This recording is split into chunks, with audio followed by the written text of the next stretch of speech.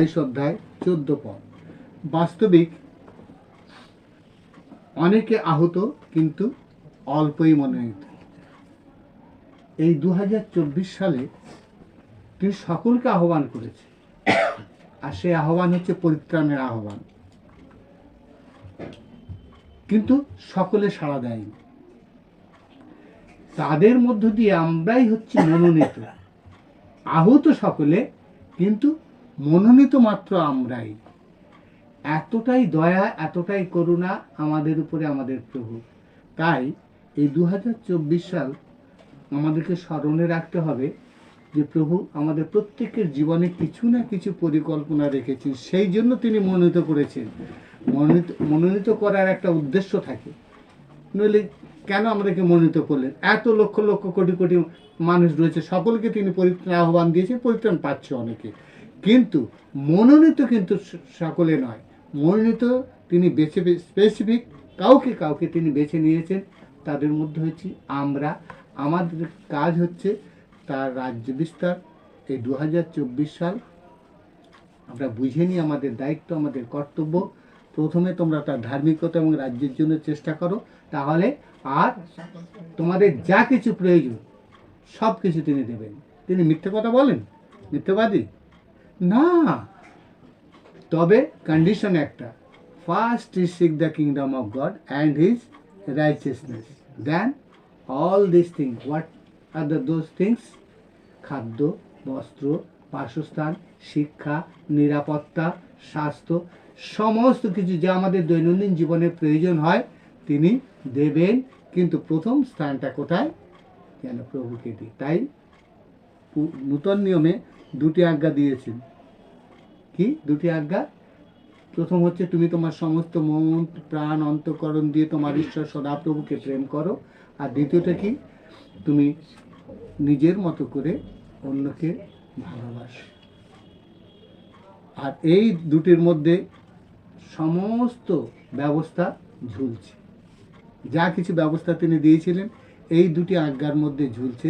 তাই এই 2024 সাল মুখে বলার দরকার নেই, মানুষকে ভালোবাসার মধ্য দিয়ে দেখাতে হবে যিশু আমাদেরকে ভালোবাসেন। খ্রিস্টানরা কেন এত কিছু করে? মাদার টেরিজা, পাস্টার মার্ক বান্টেন কেন এই রাস্তাঘাটের যে পড়ে থাকা ছেলে মেয়েদেরকে তুলে নিয়ে গিয়ে এইসব করছে? কিছুই না, শুধু out of love, because of God's love, agape. সেই প্রেমের কারণে এরা এই কাজ করেছে।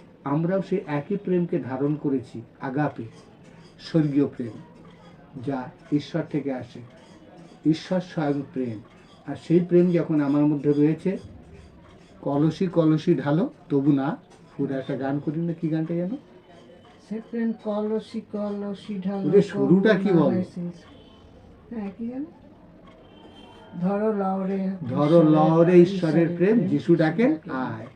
সেই জন্য যিশু আমাদেরকে মনোনীত করেছেন, ডেকেছেন যেন আমরা তার প্রেম বেলাতে পারি। কিসের মধ্য দিয়ে? আচার, আচরণ, ব্যবহার, আমাদের অন্যের জন্য প্রার্থনা, অন্যের জন্য চিন্তা। কারণ লুক লিখিত সুসমাচারে সেখানে বলছি, আমরা তোমরাই শুনেছো মনে হয় 2024 মেসেজ হয়তো অনেকে দিয়েছে, যে ডুমুর গাছে রোপণ করলো মালিক, এসে পরপর 3 বছর এলো, কি আশা নিয়ে এসেছিল? ফল পাবে, কিন্তু এসে বারবার 3বারই নিরাশ হয়েছেন। চতুর্থবার এসে তিনি কি বলছেন? এবার আর দেখলে ফল নেই, মালিকে ডাকলেন।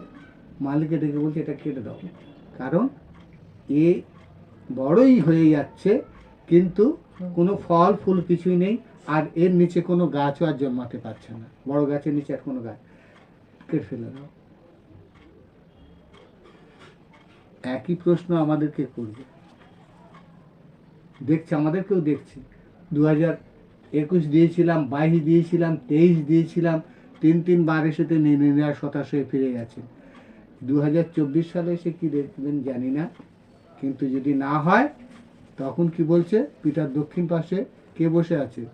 প্রভু প্রার্থনা করছে, সেই মালি প্রার্থনা করছে, বাবা এখনই কেটে ফেলবেন না, আমাকে আরেকটু সময় দাও, আমি আরেকটু গাছের চারদিকটা আমি খুঁড়বো, একটু সার দেবো, একটু জল দেবো, যাতে আলো বাতাস ছেটে দেবো, যাতে আলো বাতাস ভালোভাবে পায়, যত্ন নেব।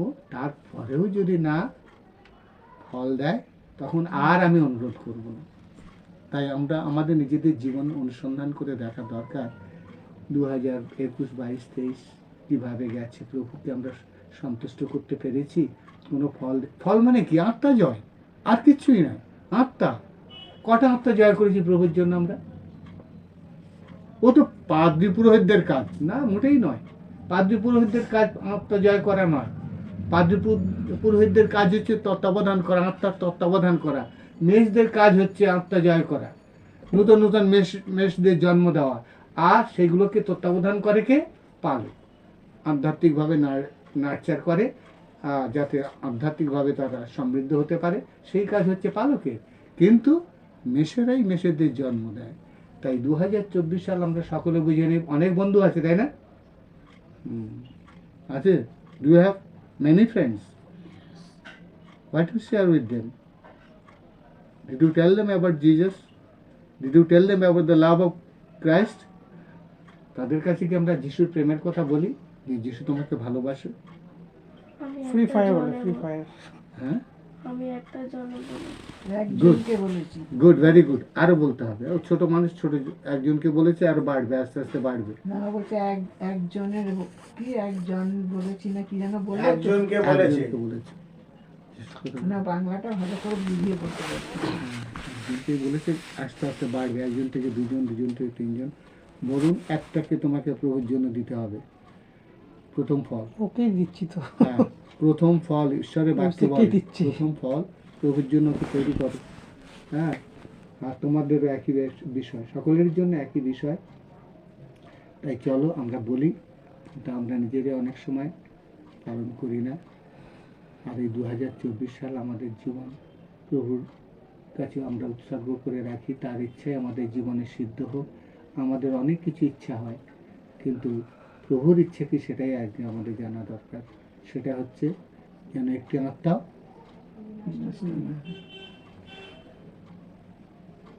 কিন্তু বিনষ্ট হচ্ছে। প্রভু আসছেন, শীঘ্রই আসছে না কেন? আমাদের জন্য। তার জন্য দায়ী আমরা, প্রভু নয়।